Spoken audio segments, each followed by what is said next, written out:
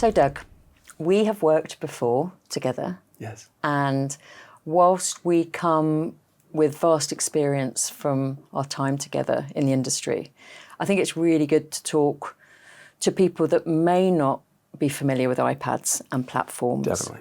And the technology that we are exposed to day in, day out. Just a bit about maybe preconceived perceptions around using iPads and technology at events. Yeah. So I don't know if you've been on calls with prospects or clients where they've shared some hesitancy with you in terms of why they might be a bit cautious around iPads. Yeah, it often comes down to a couple of things. People think that it's expensive. Yeah. They think that it's hard to implement. Yeah. And they think that they won't see the value of it, that there's not a value to adding that to their show. Yeah. And I get that because it looks complicated. From the outside, if you're an attendee and you walk in and the room's filled with iPads, it has a feeling of more went on here. And a lot of these teams that we work with are small event planning teams. Yep. So to add more complication to what is already complicated. I mean, running events, the things I see some of our clients do, I just think I could never do that. No, same. Yeah. So complicated. But to the point about it being expensive, what we try to do is help our clients get the most value out of each person sitting in each of those seats. So in our with our financial clients, they're often investors. So each seat is worth quite a bit to each of the firms that we work with. So allowing those attendees or those LPs to get the most out of every minute of that event is part of our goal. And I think having iPads in front of everybody is a tremendous way to do that. It's a great tool to make that happen. Yeah, I think actually, sorry, you were saying about a tool. It is a strategic tool. I think years ago, is it a gimmick, you know? Right. And it's not. It's been proven year after year because we have repeat clients that come back and have actually seen the value and would never go back to doing, you know, events with paper or somebody just talking to the audience. There's not that two-way communication. Yeah, you have to have that engagement. Yeah. And sort of I think even early on, events with iPads with no reasoning behind it may have truly been gimmicks. It may have just been cool. Nice way to have your logo up in front of everyone the whole time, and then it does some cool techie things. But to actually put thought behind it and why would you use that as an engagement tool, I think is really, really crucial. I think that's right. The other thing I think we know very well is there's an expectation now. You are inviting very busy people to these events, and you know, it just shows a level of care and consideration that you're going to give them a tool to support the information that you're going to share at that event. And it's there to enhance that whole experience. It's not there as a gimmick. Right. It's not to get in the way. It's kind of, I mean, it might be useful to elaborate in terms of the power of that kind of real estate that everyone's got and why iPads are so different to maybe bring your own device. Definitely. I have my phone nearby, so I'm going to bring out a prop. What I always find is when people do use their own devices, it can work on there just fine, but you have a room full of people that are doing this. Yeah. And they're doing the polling, they're doing the surveys, they're doing all of that, but it kind of looks like they're distracted. But having iPads in front of each attendee is a great way to allow them to interact, but appear to be engaged. So if you're in an event and you look to your left and you look to your right and people are using their own devices, you may think that they're not paying attention. Yeah. But then also, when you do pick up your own device, you may see a text from home, or you may see an email or something that you think, oh, I should just real quick just do this. And our goal is to give our clients the tool that allows their investors that are in the room, have bought in to come to be to the event. Every minute that they're there, we want to make sure that their attention is captured. And there is something about everybody using the same device, that joined up experience. And I think you're right. I've been at events where people have pulled out their phones or doing their own emails. And I think not only, and you know, I think there was a period of time it may have been a bit of a wow factor and not much more, but you still get the wow factor, but there is real value in that iPad holding all of that content. And let's just think about the choreography that goes with that whole experience as well. Do you want to just go into what we do as InConf in terms of, obviously there's the platform, there's the iPads, but how we bring that all together at an event? Yeah, a lot of our clients' control of the event is broken down to following the agenda. Yeah. So it's registration, doors open, first speaker, second speaker, straight through like that. But there's all those little mini points in between there that we want to be able to control the messaging and ensure that the content gets across. So that may be in the middle of the first presentation. We have a series of two or three polling questions that come up. Right before the break, a survey pops up. Yep. Different engagement, interactive components can help the clients really drive home the messaging in a very controlled way. So it's minute by minute breakdown of what we need to do in the show, pre-planned on how to execute all of that is possible using the tool like having the iPads and the custom design branded platform Yeah. right in front of everybody. Just coming full circle to how we started this conversation, if anyone was kind of cautious about using technology, Right. is there anything you could suggest they think about when they're considering moving into that space?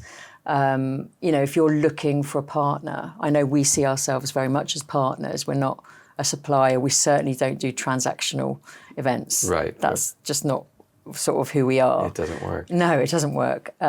So we definitely consult and we approach each event as a unique experience. So if you're coming new, is there any questions you would be advising someone asks or looks to before they're going out and deciding on a partner to support them at their events? Yeah, I think thinking about the objections that you might have going into it and thinking which partner will help you get past all those objections is really it. And I think that comes through in demos and workshops and explanations of it, seeing what other firms that they've worked with, seeing the success of those types of events helps knock down the objections, but gives you a good path on deciding who you should use in this. There are quite a few players in the industry that do this, and it really comes down to who's going to match up and align with your team and your goals the best. Absolutely. And I think the other thing is you can always tell if someone's just wanting to get your business and if somebody wants you to have a successful event. And you can tell that because you can have a client send you multiple emails and it can go on and on and on and they haven't actually confirmed yet. Right. But we're happy to have that pre-chat as much as you need to get the reassurances to say, yeah, these feel like the right people for me. I feel they've shared case studies, testimonials. They've talked about the events that have been similar to my event. They've worked in similar venues. They've worked at large events. They've worked at smaller events. So I think for me, it's about there's that whole part of the conversation. Then there's a tech part, which is getting a sense of their redundancies, what their contingencies they've got. What are their backup systems? Yeah. How do they approach that? Yeah, that ties into one of the main objections is it seems difficult to add tech, this type of tech, beyond what they have. A lot of these meetings will have large AV screens and sound systems, and that can all start to feel complicated. Event production in general can feel complicated. And then to say, add on top of that, iPads and cameras and that into it. So I think that's where our part is making that as turnkey as possible. Yeah. We talk about your goals for your event. We don't talk about how many cameras do you want. No. We don't talk about, we may say how many attendees do you have so we can know how many iPads, but also ask how many attendees, how many internal people. Yes. Do you want to have iPads in front of internal people or do you want to just have them for your guests? All that sort of thing, that allows us to fill in the gaps. Yeah. We're sort of the event to tech translators in that way. We'll talk about your event, talk about what you want to do, and then we'll fill in the pieces with the tech. I think that's a good point because we can't always give a quote straight off because there's some things that we need to know because there's some maybe savings in terms of how we approach an event. Right. There's some doubling up of things, so you don't need two lots of equipment. We're going to move that there. So there is that whole kind of conversation that needs to take place in those workshops, in those pre-conversations, so we can really work out the best way to approach your event in that space with your number of participants. Yeah. If it was transactional, Yeah. our jobs would be so much easier. Oh yeah, it'd just be like How many? two of those, one Three of of these, one of these. Okay, pack them up in a pelly and then send them out. Exactly. And then, but in our business, that wouldn't lead to repeat business. It wouldn't lead to successful events. And that's really what it's all about, is getting a bunch of people together in a room to solve a common goal. What's the client's goal in front of all these investors, in front of all these attendees? Yep. And we can help them make that happen. You mentioned something, actually, going back, you mentioned something about cameras. So I think not everybody knows that we can service that. We're not just iPads. No, we're not just iPads. Right. There's more to us. So we're nice people. We are nice people as well. I'm very nice. So obviously we've got the iPads, which we've touched on. We've got the platform, which is very bespoke. And again, I think it's worth mentioning there are platforms in the market that say maybe they are bespoke, but I think we approach it slightly differently still. I think we can actually create platforms that do and offer things slightly differently to what maybe other partners do. So that's something to bear in mind. But obviously there's the whole webinars, there's the broadcasting and the cameras that we can put on site or handle remotely. So do you want to just touch on, have you got any events or examples that you can talk to maybe where we've done any cameras or filming on site? Definitely. Yeah. I think we could start with saying during COVID, during that time when everything went virtual and then things became hybrid, we saw clients, we saw their numbers increase quite a bit. So the idea of having cameras as part of these types of events became somewhat normal. And then as we came out of that and everyone was returning to the on-site events, the feeling was there should be some sort of connection back to the content, whether that's a live streaming event or post-event videos. With our camera crews on site, we're part of the event. Rather than having somebody remotely handle that, we're right there in the room. All those last minute changes, all those ideas of getting a sense of the feel for the event, that all ties into the recording. Plus the recordings are designed, they're done in a way to lead to post-event video on demand. So what that allows people to do, it allows our clients to reach more attendees than they could before. And that's maybe to say a positive of the COVID time is tough to say, but that is a good outcome of the way the industry's turned and moved to give people that ability. I think it's interesting because hybrid was very much linked to pandemic. In fact, I think it became difficult for people to say it because it scarred everybody because it was really stressful. Everybody. Yeah, it's like, oh, I don't want to do another hybrid event in my lifetime. Right. But I think it has now moved into a different space, which is if you haven't got hybrid as part of your solution, you might be missing a trick. It should be like a backup solution because the beauty is that's just accepted that you can go global. You could reach so many different places that you could always do, but people just weren't doing it for whatever reasons, and then the pandemic changed everything. So it's almost, I would suggest people build in hybrid as just part of their event planning, and you can always take it out if it's not required, but just to have that extra element. Definitely. It's great. An objection that we get often with that, though, is we don't want to deter people from attending on-site. What COVID did show us is that people interacting in person far out is much better than just being only remote. So that is a big benefit. So people do want people to show up on-site, but being able to not advertise that it's a hybrid component and then 2 weeks later or 2 weeks before the event allow people to remotely attend that weren't able to attend could be a good alternative to have a larger reach. So there is another objection, although I can't quite remember what. Yes. One we often run into is our clients say that their attendees may not be as tech savvy as that. You know, we're a technology company, but some of our clients might feel that they're not. When in reality, everybody is. People are really used to using that. So I always tell them we do have our on-site techs there to support. So we have people there in the room working with them. The clients aren't on their own to troubleshoot how to do that. But we often see the learning curve on using the platform is so easy. Once people just get the courage to start using it or see somebody next to them use it and then they log in, it's super easy. We can adjust the usernames and passwords as the clients would like to match the attendees in the room to make sure that they're comfortable. But we often see them, people that maybe thought of as less tech savvy, jumping right in. It's very intuitive, so that part's really easy. I think another thing we sometimes suggest is in that housekeeping 5 minutes, you do a test question or an icebreaker and everyone just votes or something, and it's almost like, oh, the first hurdle is over, I'm feeling a bit more confident. It's almost like the people on stage need to give people permission to move forward. And bringing up a polling question, it can be topical, it could be silly, it could be anything. Best if it ties into content that you're going to address later, and that's something else that we could talk about as far as choreographed events. But giving them permission to go ahead, just start using it, and then they'll get a little curious and jump around and learn quite a bit. Yeah, I think you're right. And people are so used to having access to content. If you're going to a restaurant, you may look up the menu on the way to the restaurant, or you may look things up just expecting there to be an answer somewhere. Well, if you're an investor sitting in a meeting and you have a question about something, how great to be able to just look it up.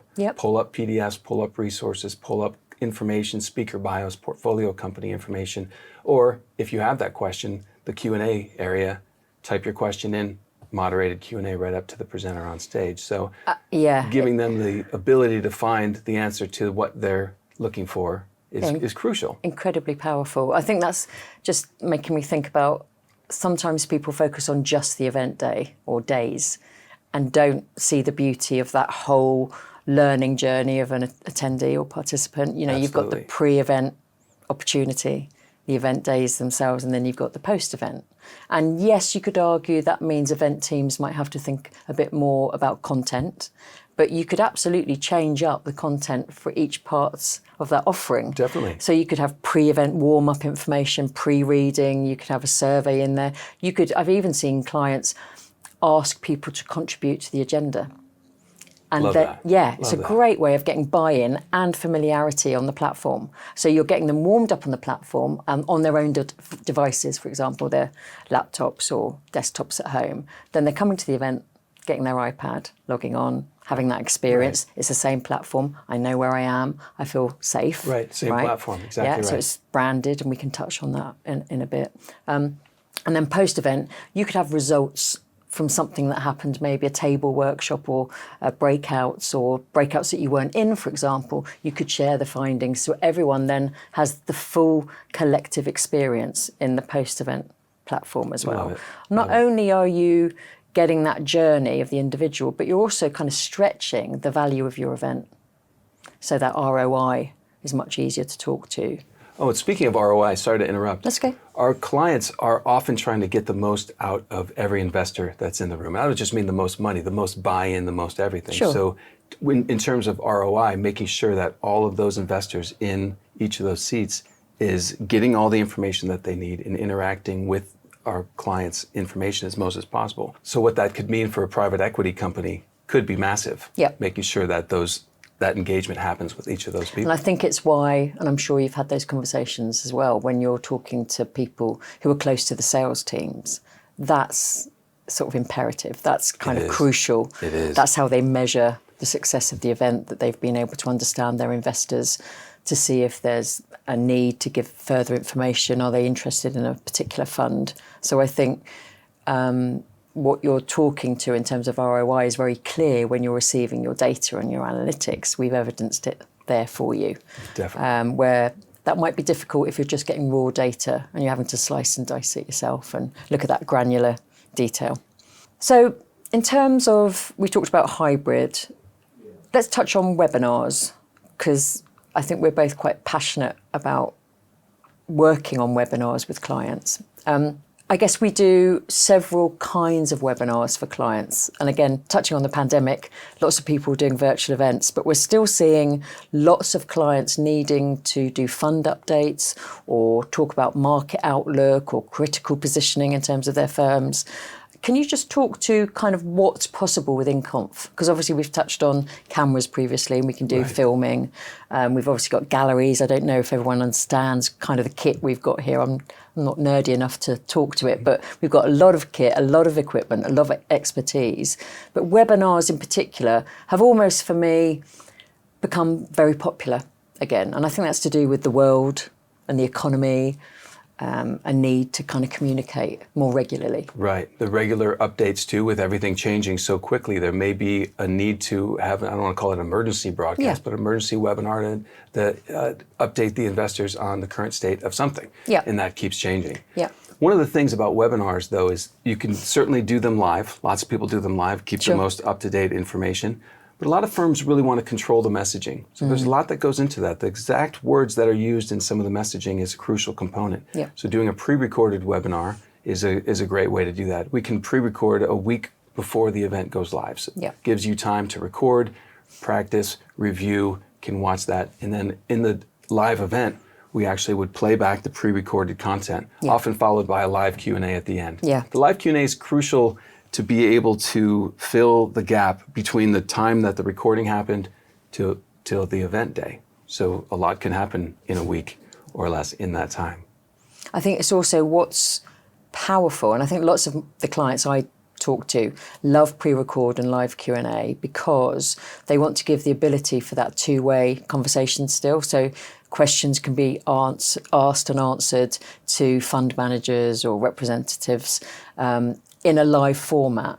But the core messaging, maybe it's to do with nerves, maybe it's to do with time, that's all taken away from the team. And we can either do it in their offices or we can do it remotely, do the pre-record segments, but then we can do that live part if you still remember to keep wearing the same clothes. Right, that's a good point. That there's the ability to take some of the stress out, but still get the impact. Yeah, and for the presenters, they're often not professional presenters. Yeah. So the night before the event, the live event, they may be extremely nervous. And that person who's very, very skilled in what they do, to be the person chosen to be on camera, may not perform as well as they possibly could doing it live. If that makes them really nervous, or if they giggle or something like that during the event, you can pre-record everything to make sure that it's controlled. It takes the pressure off them as well. And I think that's the thing that we sort of pride ourselves on, is by understanding your business, understanding your team, we can then advise maybe what's the best way to go forward. It might be that everyone's very confident in front of a camera and let's go fully live, and that's absolutely fine. I think the other thing that we're realising is we're turning around webinars very quickly, short notice. So, you know, sometimes you would get months out of notice and you'd say, like, we're going to do a webinar in 3 months. But because of economy, tariff updates, all sorts of things that are changing, then there's a need sometimes to get a webinar quickly together. And I think you agree with me on this. I think there was a time, because of the pandemic, and maybe after the pandemic, everyone was still using things like Zoom and other pieces of the technology, and they were doing them in-house, and it was kind of working for them. But we've also seen clients come to us and wanting to kind of elevate that experience. And with our own technology and the way we approach those events, you can absolutely see the difference. Definitely. I mean, from obvious things like lower thirds flying in with names and titles, company logos and branding, that sort of thing, that stands out. Speaker templates, transition slides, background music, that sort of thing to help set the tone. Those show up.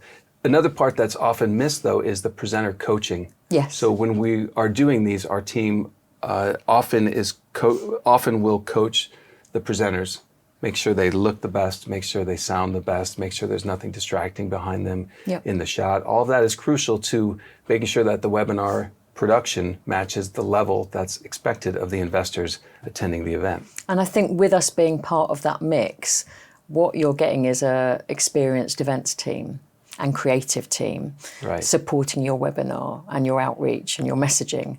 There is a risk, I think, that when you're doing it in-house, although I have seen very capable productions and that's absolutely fine, and I think some of it's about investment and time and all sorts of things that can complicate if they have things. the team to do that. Exactly.